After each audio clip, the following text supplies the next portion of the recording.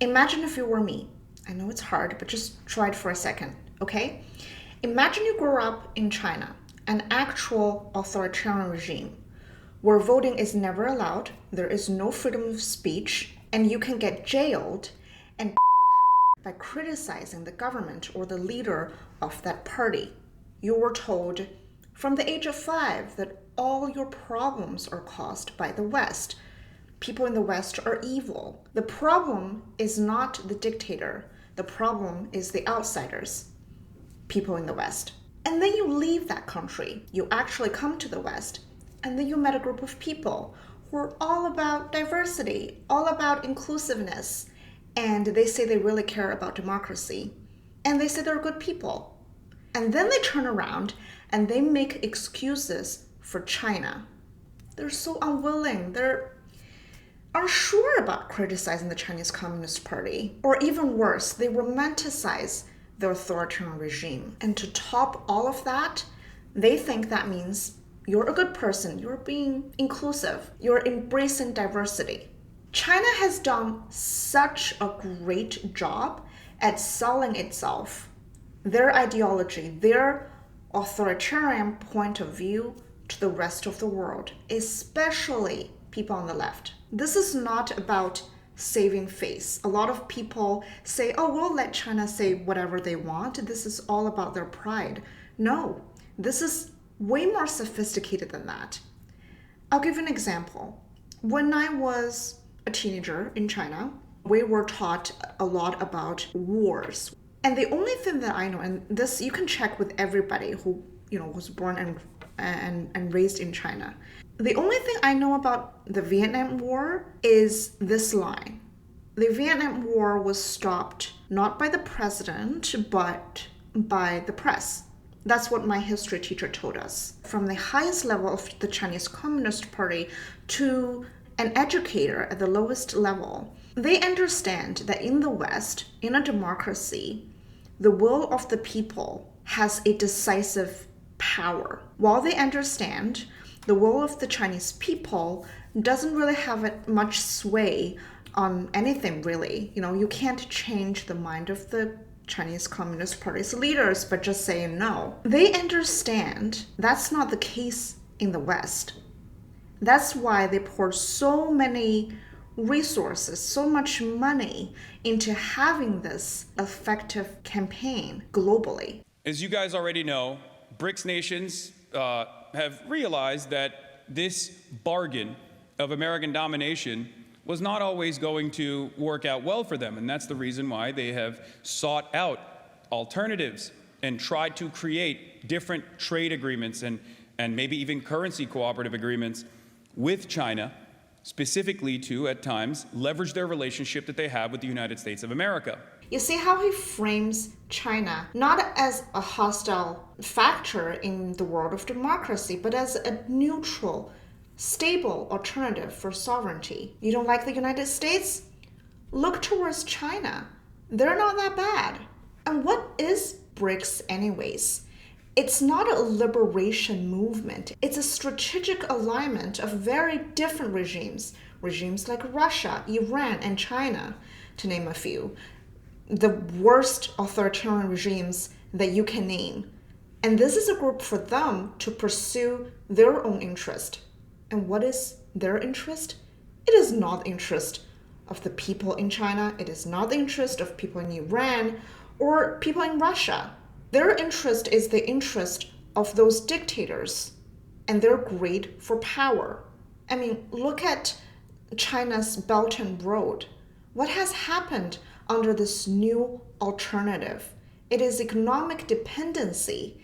It is not to benefit the people in those countries, but they won't tell you that. Of course, they're not going to tell you this is all about us. They will tell you this is about a fairer world. You don't like the US? Come here. We have a better deal for you. This is about multilateral. This is about equality. Mark Carney has openly expressed a desire to shift away from the US toward China and other nations. Vis-a-vis travel to China, baby. Uh-huh. Can't beat it. Yeah, I mean, first of all, I hope that Mark Carney follows through on that promise and it's not simply empty posturing. And he's simply saying that so that he can cut a better deal with Donald Trump at the end of the day. What? I hope that Mark Carney cuts a better deal with the US.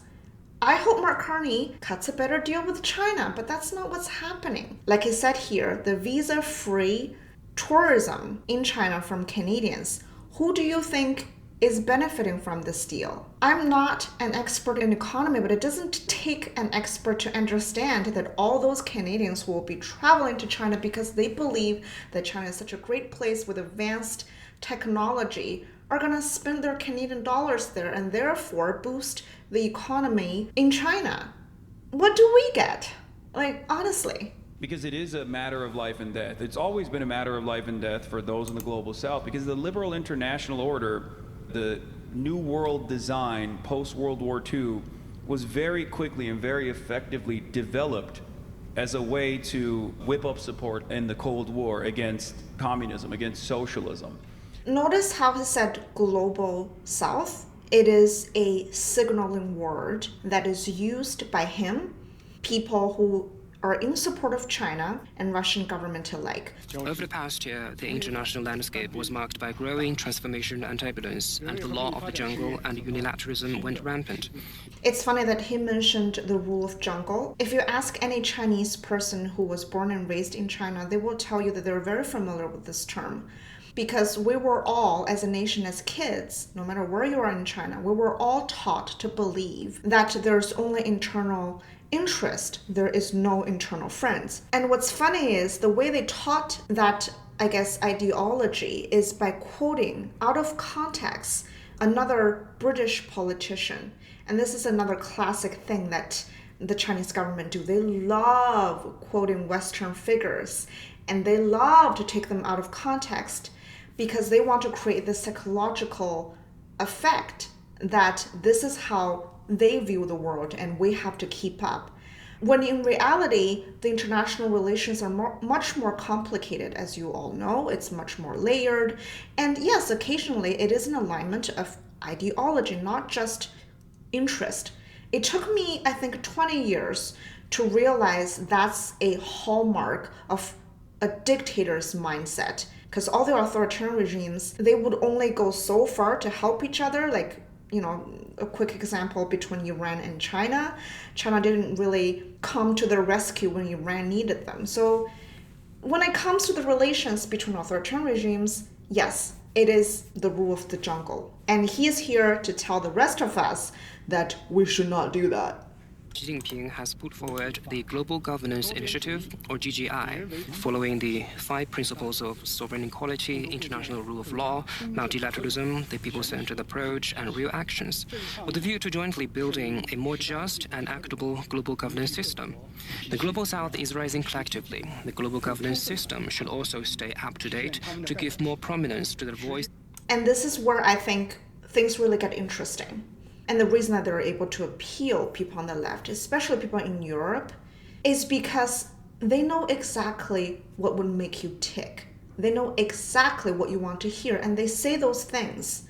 They won't tell you their real agenda. They won't tell you they will create a dependency, their greed. They will tell you this is about you. While far-right rhetorics are very easy to spot, they wear their hate on their sleeves, right?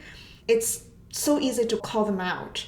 But the far left, or people, that are authoritarian in a different way, their rhetorics are so much harder to detect. Their rhetorics are calm. It sounds moral. It sounds fair.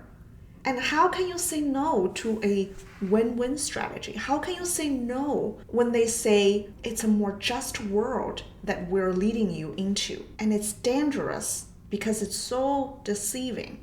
And representation. In the journey toward world multipolarity and economic globalization, China and Europe are partners, not rivals.